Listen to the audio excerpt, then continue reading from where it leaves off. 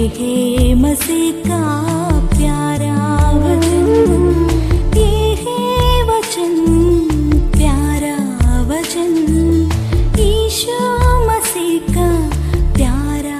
परमेश्वर के धन्य नाम की महिमा हो। प्रभात मनन के सत्र 1644 में आप सभी का बहुत ही विनम्रता के साथ स्वागत करता हूं। आइए आज के मनन के लिए हम पढ़ते हैं तीतुस अध्याय 1 पद 7। क्योंकि अध्यक्ष को परमेश्वर का भंडारी होने के कारण निर्दोष होना चाहिए। कलीसिया की अगुवाई करने वालों के संबंध में तीतुस को पौलुस समझा रहा है। कुछ बातें हम बीते दिनों में मनन कर चुके हैं। पढ़ी गई पद में पौलुस कलीसिया के अगुवों के संबंध में एक खास विशेषण दिया है। अध्यक्ष परमेश्वर के भंडारी है। कलीसिया के अगुवों को परमेश्वर के भंडारी के रूप में पौलुस यह क्यों परिचय करा रहा है? भंडारी शब्द हम सब के लिए, विशेषकर मेरे उम्र के या मुझसे भी अधिक उम्र के लोगों के लिए परिचित शब्द है। राजा महाराजा लोग या जमींदार लोगों के महल या घरों में भंडारी लोग हुआ करते थे। उन बड़े लोगों की संपत्ति की देखरेख करनी और उसका इस्तेमाल सही तरीके से करना आदि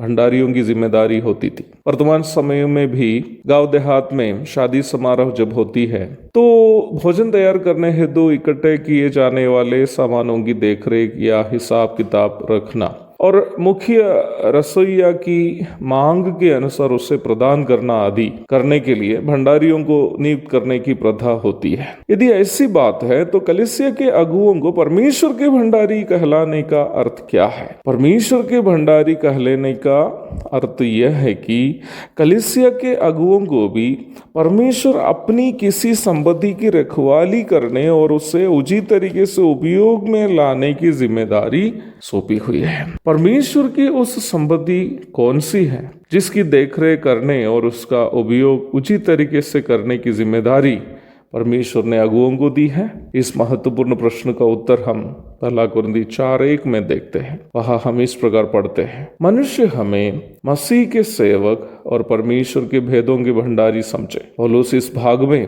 परमेश्वर के सेवकों को अर्थात कलीसिया की अगुवाई करने वालों को परमेश्वर के वचन में दी गई आध्यात्मिक सच्चाइयों की भंडारी के रूप में बता रहा है। प्रेरित, भविष्यद्वक्ता, सुसमाचार प्रचारक, रखवाले अथवा उपदेशक आदि प्राथमिक रूप में वचन की सेवा है। इफिसी अध्याय 4 पद 11 से 13 तक पढ़ लीजिएगा। कलीसिया के प्रारंभिक समय में जब इब्रानी भाषा बोलने वाले और यूनानी भाषा बोलने वाले विश्वासियों के बीच में भोजन संबंधित बातों के कारण तर्क होने लगा तो प्रेरितों ने विश्वासियों को बुलाकर इकट्ठा करने के बाद उनसे इस प्रकार बोले, ये ठीक नहीं कि हम अर्थात प्रेरित लोग, ये ठीक नहीं कि हम परमेश्वर का वचन छोड़कर खिलाने पिलाने की सेवा में रहे। प्रेरितों के काम 6:2 पढ़िएगा। अर्थात प्रेरित लोग यहाँ स्पष्ट कर रहा है कि उनकी सेवकाई प्राथमिक रूप में वचन की सेवा है। इसका मतलब अध्यक्ष अथवा प्राचीनों को परमेश्वर का भंडारी के रूप में परिचय कराने के द्वारा पौलुस प्राचीनों के ऊपर सौंपी गई उस महत्वपूर्ण जिम्मेदारी अर्थात वचन की मूल शिक्षा विश्वासियों को सिखाने की जिम्मेदारी को याद दिला रहा है। परमेश्वर के वचन को उचित तरीके से समझना और उसे समझाने की, विश्वासियों को समझाने की जिम्मेदारी प्राचीनों को सौंपी गई है। इसलिए पौलुस यहाँ तीमुथियुस को याद दिला रहा है, माफ कीजिएगा, तीतुस को याद दिला रहा है कि अध्यक्ष परमेश्वर का भंडारी है। प्रभु दया करे तो इस विषय का अधिक अध्ययन हम कल करेंगे। प्रभु के धन्य नाम की महिमा हो। आमीन।